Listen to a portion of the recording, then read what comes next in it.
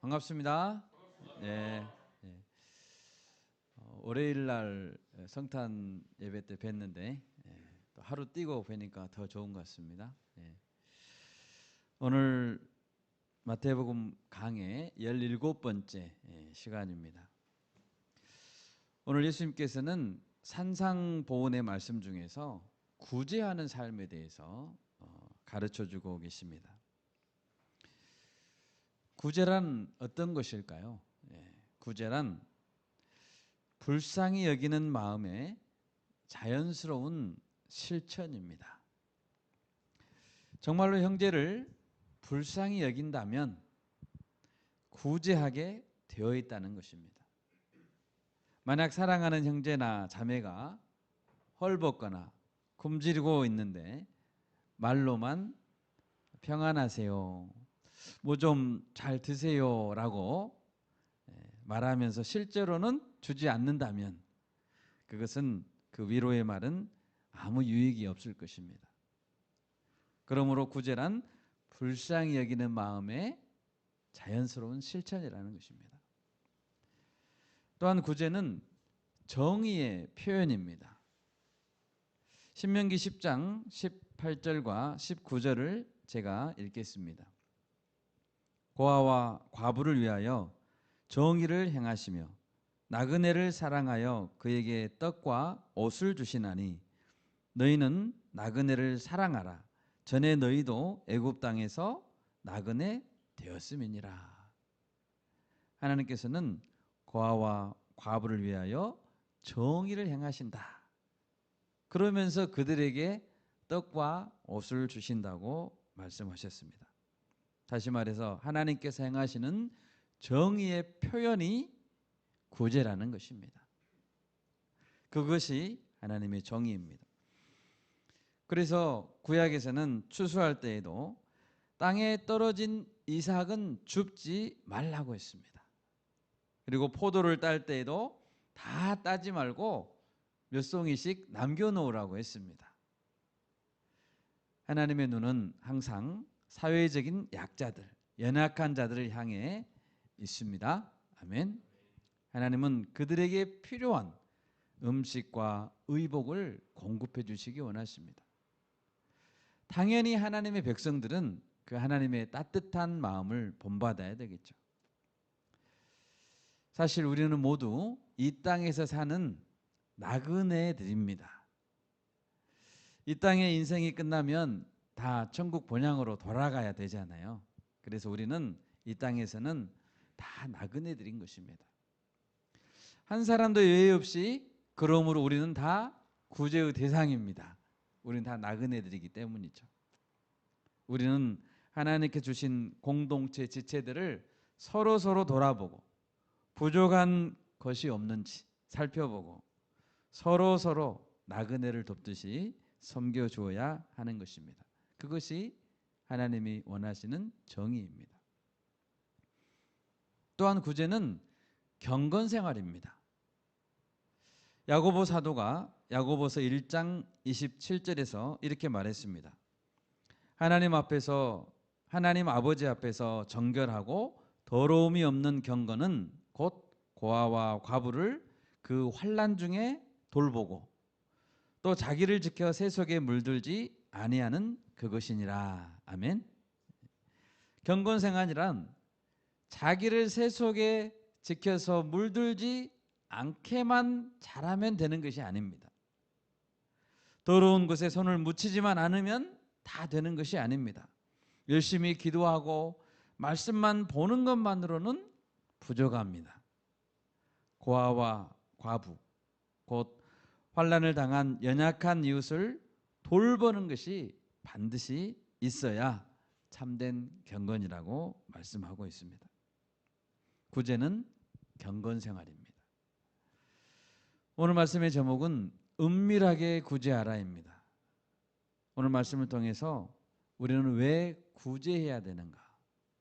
그리고 예수님께서 원하시는 구제는 어떤 구제인지 생각해보고 배울 수 있기를 기도합니다. 아멘.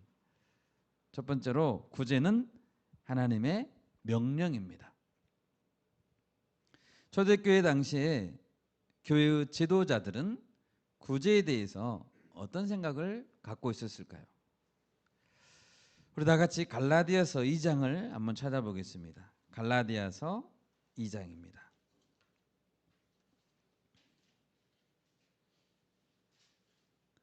갈라디아서 2장 8절에서 9절 말씀 우리 한 목소리로 같이 읽어보겠습니다. 갈라디아서 2장 8절에서 9절입니다.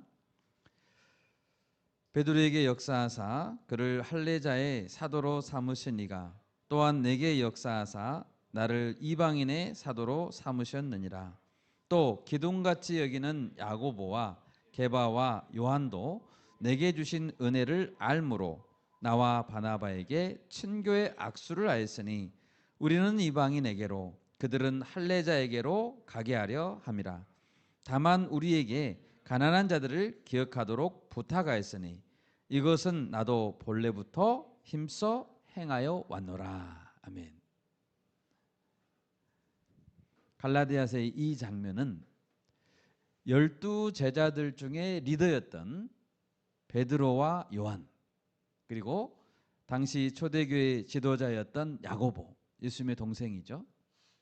그 리더들과 이방인의 사도로 알려진 바울이 서로 친교의 약속을 나누고 선교에 대해서 협력하기로 합의했던 중요한 장면입니다. 그런데 이때 베드로나 교회의 지도자들이 바울에게 다른 것은 다 놔두고라도 꼭 한 가지는 해달라라고 부탁한 것이 있었습니다. 2장 10절에서 그랬죠.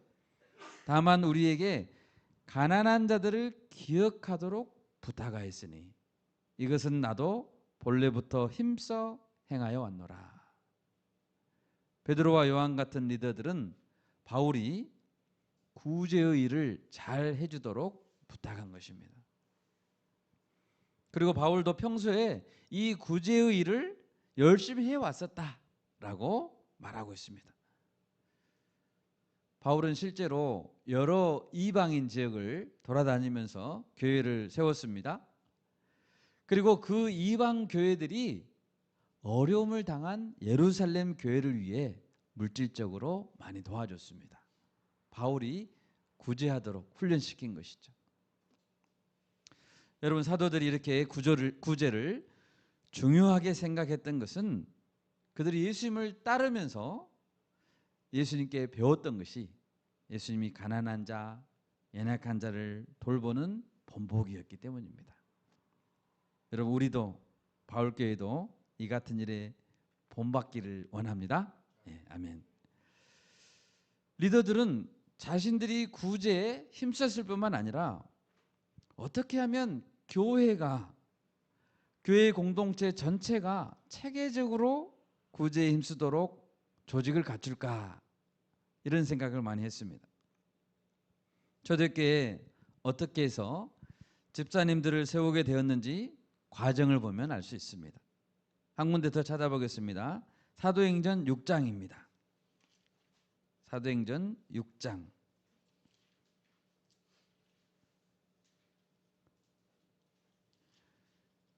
6장 1절에서 4절 말씀 같이 합독하시겠습니다. 그때 제자가 더 많아졌는데 헬라파 유대인들이 자기의 과부들이 매일의 구제에 빠짐으로 히브리파 사람을 원망하니 12 사도가 모든 제자를 불러 이르되 우리가 하나님의 말씀을 제쳐놓고 접대를 일삼는 것이 마땅하지 아니하니 형제들아 너희 가운데서 성령과 지혜가 충만하여 칭찬받는 사람 7을 택하라. 우리가 이 일을 그들에게 맡기고 우리는 오로지 기도하는 일과 말씀 사역에 힘쓰리라 하니. 아멘. 여기 1절을 보시면 헬라파 유대인과 히브리파 유대인이 있었습니다. 헬라파 유대인, 다시 말해서 이방 지역에서 태어난 유대인들을 말합니다. 이 유대인들이 매일 구제의 대상에서 자기들의 과부들이 제외된다고 원망하는 일이 생겼습니다.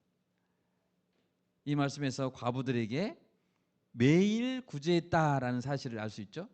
매일이라고 되어 있습니다. 여러분, 구제는 어느 특정한 날에만, 연말에만 하는 것이 아닙니다. 성탄절에만 하는 것이 아닙니다. 매일매일 구제해야 된다고 말하고 있습니다. 그래서 12사도들이 성도들을 전체를 모아놓고 말했습니다. 이 일을 전담하는 7 집사님들을 세웁시다. 그리고 그들에게 이 일을, 어떤 일이요? 구제하는 일을 맡기겠습니다 라고 했습니다. 그래서 교회는 믿음과 성령이 충만한 사람 7명을 선택하고 안수하고 집사의 직분을 감당하게 했던 것입니다. 여기에서 안수 집사라는 말이 유래했습니다. 여러분, 구제는 교회 안에서 어떤 자들이 맡아서 하도록 했습니까? 성령과 지혜가 충만하고 또 칭찬받는 사람들이 나서서 해야 된다라고 했습니다. 그만큼 저희들 교회에서 구제하는 일이 소홀히 할 수 없는 사역이었고 교회의 중심이 되는 중요한 사역이었다는 것이죠. 어떤 사람들은 나라가 선진국이 되면 구제할 일이 없을 거라고 생각합니다. 또 문명이 발달한 사회에서는 구제의 대상자가 없을 거라고 생각합니다. 그러나 그렇지 않습니다. 신명기 15장 11절에서 이렇게 기록했습니다. 땅에는 언제든지 가난한 자가 그치지 아니하겠으므로, 땅에는 언제든지 가난한 자가 그치지 아니하겠으므로 내가 네게 명령하여 이르노니 너는 반드시 내 땅 안에 내 형제 중 곤란한 자와 궁핍한 자에게 내 손을 펼지니라 라고 했습니다. 아무리 21세기라고 해도 주변에는 언제나 가난한 자가 있습니다. 언제나 곤란하고 궁핍한 자가 있기 마련입니다. 구제는 그래서 모든 시대, 모든 사회에 걸쳐서 하나님의 명령으로 주어진 것입니다. 여러분, 우리 바울교회가 구제하라는 하나님의 말씀에 순종할 수 있기를 바랍니다. 아멘. 때를 얻는 대로 구제의 손길이 필요한 곳이 어디인가 우리가 잘 살펴서 구제에 동참할 수 있기를 바랍니다. 두 번째로, 구제는 오늘 본문에서 보면 은밀하게 해야 된다라고 말하고 있습니다. 오늘 마태복음 1절을 보십시오. 사람에게 보이려고 그들 앞에서 너희 의를 행하지 않도록 주의하라. 그리하지 아니하면 하늘에 계신 너희 아버지께 상을 받지 못하느니라. 여기서 의를 행한다라는 것은 올바른 행위, 의로운 행위를 한다는 것을 말합니다. 예수님 당시에 바리새인들이 있었죠. 바리새인들이 했던 대표적인 의로운 행동이 3가지가 있었습니다. 기도와 금식과 구제였습니다. 이 3가지는 하나님 앞에서 하나님께 영광을 돌리기 위한 행위였습니다. 그런데 일부 바리새인들은 자신을 드러내고자, 자신을 알리고자 이런 일을 했다는 것입니다. 누가복음 18장에 어떤 바리새인과 세리가 성전에 올라가 기도합니다. 이때 세리는 멀리 서서 눈을 들어 하늘을 쳐다보지도 못합니다. 그리고 가슴을 치면서 회개했습니다. 하나님, 나를 불쌍히 여겨주십시오. 나는 죄인입니다 하고 울었습니다. 이때 바리새인은 뭐라고 기도했습니까? 누가복음 18장 11, 12절인데요. 바리새인은 서서 따로 기도하여 이르되 하나님이여, 나는 다른 사람들 곧 토색, 불의, 간음을 하는 자들과 같지 아니하고 이 세리와도 같지 아니함을 감사하나이다. 나는 일에 2번씩 금식하고 또 소득의 11조를 드리나이다 라고 기도했습니다. 그는 금식하고 11조 하는 것을 세리와 같지 않다는 것을 증명하는 수단으로 삼았습니다. 그는 자기가 의롭다고 하는 것을 드러내고 싶었습니다. 기도도 세리와는 멀리 떨어져서 따로 기도했습니다. 우리는 이런 신앙을 위선적인 신앙이라고 말합니다. 이런 자들의 대표적인 특징은 남들이 보는 데서는 바른 신앙인 척 합니다. 그런데 남들이 안 보는 데서는 은밀하게 죄를 즐깁니다. 여러분, 예수님께서는 세리를 어떤 자로 보셨습니까? 그들도 구원이 필요한 불쌍한 자로 여겼습니다. 그래서 예수님은 세리 마태에게 직접 찾아가셔서 제자로 삼으셨죠. 그리고 여리고의 세리장 삭개오의 집에 가서도 오늘 구원이 이 집에 이르렀으니 이 사람도 아브라함의 자손이미로다. 인자가 온 것은 잃어버린 자를 찾아 구원하려 함이니라 라고 선포했던 것입니다. 여러분, 세리들도 다 구원 받아야 됩니다. 아멘. 아무리 기도하고 금식하고 구제에 힘쓴다고 해도 위선적인 신앙인의 삶에는 기쁨이 없는 것입니다. 그들에게는 영혼의 만족이 없을 것입니다. 그렇다면 참된 구제는 어떻게 해야 됩니까? 오늘 본문의 2절입니다. 그러므로 구제할 때에 외식하는 자가 사람에게서 영광을 받으려고 회당과 거리에서 하는 것 같이 너희 앞에 나팔을 불지 말라. 진실로 너희에게 이르노니 그들은 자기 상을 이미 받았느니라. 구제할 때 사람들 앞에서 나팔을 불지 말아야 됩니다. 사람들에게서 칭찬받고 높임받고 영광을 받으려고 하지 말아야 하는 것입니다. 구제를 통해 누구 이름이 알려져야 됩니까? 하나님 이름이 알려져야 됩니다. 자기 이름은 감춰져야 되는 것이죠. 하나님의 나팔이 부러지게 해야 바른 구제인 것입니다. 만약 사람들에게 자기 이름을 홍보하고 알린다면 이미 상을 다 받았다는 것이죠. 사람들에게 상을 받았기 때문에, 칭찬을 받았기 때문에 하나님께 받을 상은 없는 것입니다.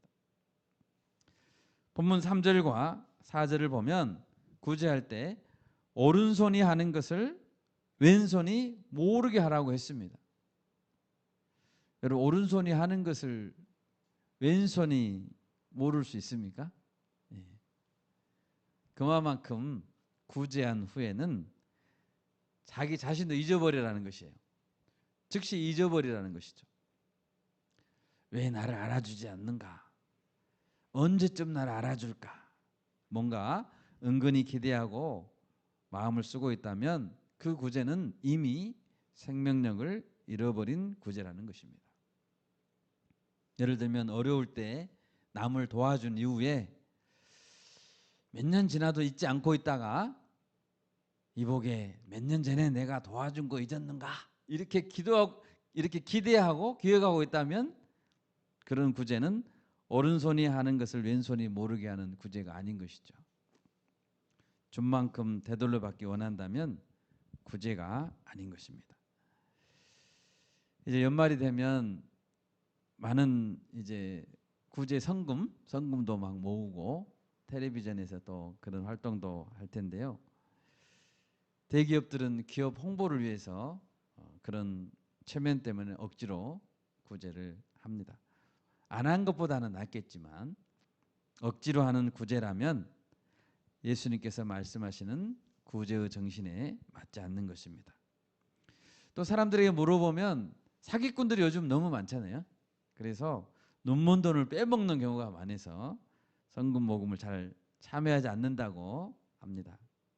정말 그렇다면 개인적으로 관심을 가지고 있다가 직접 참여할 수도 있잖아요. 우리 공동체에도 이 안에서부터 좋은 구제의 습관이 정착되면 좋겠습니다. 우리 공동체에는 청년 대학생들이 많죠. 그래서 가장 먼저 해볼 수 있는 것은 청년 대학생들 중에 고향을 떠나와서 혼자 원룸에 사는 지체들이 있습니다. 그래서 그들이 심심하지는 않는지, 또 몸이 아프지는 않는지, 음식이 필요하지 않는지 우리가 같이 나누는 것도 좋은 구제인 것 같습니다. 또 교회에서도 예배 전후에 음식을 많이 나누잖아요. 저희 공동체가 양림동 맛집이잖아요. 그래서 음식을 자주 함께 나누는 것도 좋은 구제의 방법인 것 같습니다. 이런 풍성한 나눔이 우리 교회 안에 있었으면 좋겠습니다. 네, 아멘. 세 번째로 구제는 하나님의 축복을 받는 비결이라는 것입니다. 사도행전을 보면 초대교회 성도들 중에 구제하는 일에 활발하게 참여했다가 큰 축복을 받았던 사례가 몇 군데 있습니다. 사도행전 9장에 보면 욥바라는 도시에 다비다라는 여제자가 있었습니다. 그녀의 이름을 번역하면 도르가다 이렇게 되어 있는데요. 다비다는 히브리식 이름이고 도르가는 헬라식 이름입니다. 그 여제자는 특히 선행과 구제하는 일을 심히 많이 했었다라고 되어 있습니다. 사도행전에 이 여인의 이름이 딱 이렇게 드러난 걸 보면 많은 사람들이 존경하고 사랑했었다라는 걸 알 수 있죠. 그런데 그 도르가 다비다가 병에 걸려서 죽었습니다. 그리고 시체를 다락에 뉘어놓았습니다. 그런데 마침 그 요빠라는 곳에 가까운 곳에 사도 베드로가 와 있다는 소식이 들려왔습니다. 그래서 사람들은 베드로를 급하게 청했습니다. 베드로가 와서 보니 모든 과부들이 모여와서 슬퍼하고 있었습니다. 도르가의 착한 행실을 많은 사람들이 기억하고 죽음을 슬퍼했던 것이죠. 베드로는 사람들을 다 내보냈습니다. 그리고 하나님께 간절히 기도했습니다. 하나님, 이 도르가는 선행과 구제하는 일로 많은 칭찬을 받았던 여인입니다. 꼭 살려주십시오. 사도행전 9장 40절입니다. 베드로가 사람을 다 내보내고 무릎을 꿇고 기도하고 돌이켜 시체를 향하여 이르되 다비다야 일어나라 하니 그가 눈을 떠 베드로를 보고 일어나 앉는지라. 죽은 다비다가 살아났습니다. 아멘. 예. 이 사건을 계기로 어떤 일이 일어났습니까? 사도행전 9장 42절입니다. 온 요빠 사람이 알고 많은 사람이 주를 믿었다라고 되어 있습니다. 도르가는 살았을 때도 구제함으로 복음을 많이 전했죠. 그리고 죽음과 또 다시 살아남을 통해서 하나님의 복음 전파에 귀하게 쓰임 받았다는 것입니다. 여러분, 도르가는 얼마나 큰 축복 받았습니까? 구제하고 사랑을 많이 나눴더니 하나님이 다시 살려주셨잖아요. 엄청난 축복을 받은 것이죠. 우리도 귀한 복을 받을 수 있기를 바랍니다. 또 고넬료의 이야기가 나옵니다. 사도행전 10장 1, 2절은 고넬료를 이렇게 소개합니다. 가이사라에 고넬료라고 하는 사람이 있으니 이탈리아죠. 부데라 하는 군대의 백부장이라. 그가 경건하여 온 집안과 더불어 하나님을 경외하며 백성을 많이 구제하고 하나님께 항상 기도하더니 고넬료 하면 구제의 사람이었습니다. 그는 로마 군대의 백부장이었습니다. 군인이었습니다. 로마 군인입니다. 그런데 경건하고 온 집안 식구들이 하나님을 경외했습니다. 그는 구제에 진심인 사람이었습니다. 하나님은 이런 고넬료를 지켜보고 있었습니다. 하루는 천사가 고넬료에게 와서 말했습니다. 고넬료가 주목하여 보고 두려워 이르되 주여 무슨 일이니까? 천사가 이르되 너의 기도와 구제가 하나님 앞에 상달되어 기억하신 바가 되었다라고 말했습니다. 하나님은 우리가 구제할 때 반드시 기억하고 계셨다가 때가 되면 갚아주십니다. 고넬료는 비록 이방인 장교였죠. 그렇지만 하나님께 기도와 구제가 상달됐습니다. 그리고 하나님은 그 집에 큰 복을 주셨습니다. 고넬료는 사람을 보내서 베드로를 청했습니다. 하나님께서 청하라고 하셨거든요. 고넬료는 자기 온 가정이 베드로를 초청하여 말씀을 듣게 되고 성령의 부어 주심을 그 자리에서 경험하게 됐습니다. 이방인 군대의 집안이라니까요. 그리고 고넬료의 가정은 그 자리에서 모두 다 세례받았습니다. 여러분, 구제하니까 얼마나 큰 복을 받았습니까? 여러분, 구제하는 자는 점점 가난해질까요? 남들에게 돈을 많이 쓰고 음식을 사서 나누면 가난해질까요? 그렇지 않습니다. 잠언 11장 24절은 구제하는 자는 부유하게 된다라고 말했습니다. 제가 읽겠습니다. 흩어 구제하여도 더욱 부하게 되는 일이 있나니 과도히 아껴도 가난하게 될 뿐이니라. 아멘. 과도히 아끼면 가난해지는데요, 구제하면 부하게 된답니다. 구제하면 내 재산은 줄어들 것 같지만 오히려 늘어납니다. 네. 아멘. 재산을 늘리고 싶으신 분 구제하시면 됩니다. 네. 누가복음 6장 38절에서 예수님이 약속했습니다. 주라. 주래요. 주라. 그리하면 너희에게 줄 것이니, 누가요? 예수님이 곧 후히 되어 누르고 흔들어 넘치도록 하여 너희에게 안겨주리라. 아멘. 너희가 헤아리는 그 헤아림으로 너희도 헤아림을 더러 받을 것이니라고 말했습니다. 우리가 긍휼을 베풀고 구제하는 만큼 예수님은 반드시 주실 것입니다. 거기다가 보너스로 누르고 흔들어서 꼭꼭 눌러서 후하게 담아서 주십니다. 주실 때도 와서 가져가라 하지 않고 갖다 주십니다. 아멘. 갖다가 품에 안겨주신다고 했습니다. 여러분, 우리가 이웃에게 구제하면 예수님이 갚아주십니다. 아멘. 예수님은 이렇게 말씀하셨습니다. 너희가 여기 내 형제 중에 지극히 작은 자 하나에게 한 것이 곧 내게 한 것이다 라고 했습니다. 그러니까 예수님이 갚아주시죠. 또 예수님은 재물을 이 땅에 쌓아두지 말고 자신을 위하여 하늘에 쌓아두라고 했습니다. 하늘에 쌓아두는데 누구를 위하여요? 자기를 위하여, 너를 위하여 하늘에 쌓아라는 것이죠. 우리의 계좌가 천국 은행에 있는 것이죠. 개인 계좌가. 우리가 은행에 적금을 하는 이유가 무엇입니까? 언젠가 이자를 붙여서 도로 찾기 위함이죠. 그래서 적금을 합니다. 쪼들리면서 막 적금을 합니다. 언젠가는 찾으니까 이자 붙여서.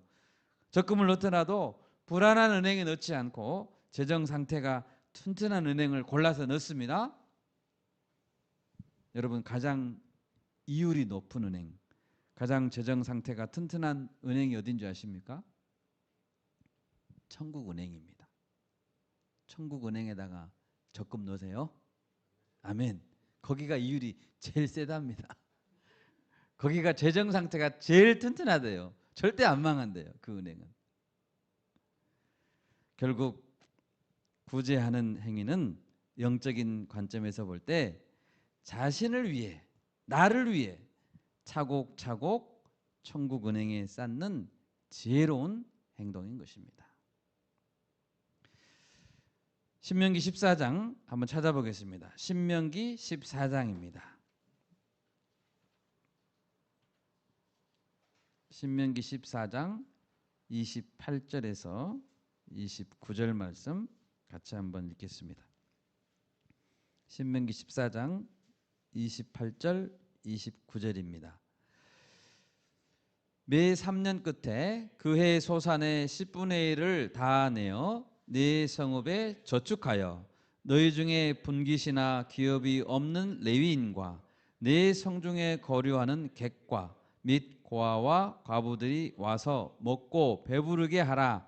그리하면 네 하나님 여호와께서 네 손으로 하는 범사에 네게 복을 주시리라. 아멘. 네, 아멘입니까? 아멘. 28절 보면 그 해 소산의 10분의 1을 뭐 하라겠죠? 근데 여기서 10분의 1은 통상적으로 우리가 하는 11조가 아닙니다. 또 다른 10분의 1을 말하는 거예요. 또 다른 10분의 1. 제2의 11조입니다. 이스라엘 백성들은 안식년을 기준으로 해서 몇 년마다? 3년마다 3년마다 제2의 11조를 각 성읍의 창고에 저축하여 두어야 했습니다. 무엇을 위해서요? 성 안에 거주하는 레위인, 제사장들이죠. 나그네, 가난한 사람, 고아, 과부들을 위한 구제비로 쓰기 위함이었습니다. 하나님은 언제나 공동체 안에 궁핍한 자가 없도록 했습니다. 그들도 여기 보니까 먹고 배부르게 할 수 있도록 했습니다. 하나님은 긍휼과 자비가 풍성하신 분이십니다. 이렇게 했을 때 29절에서 어떤 복을 준다고 약속했습니까?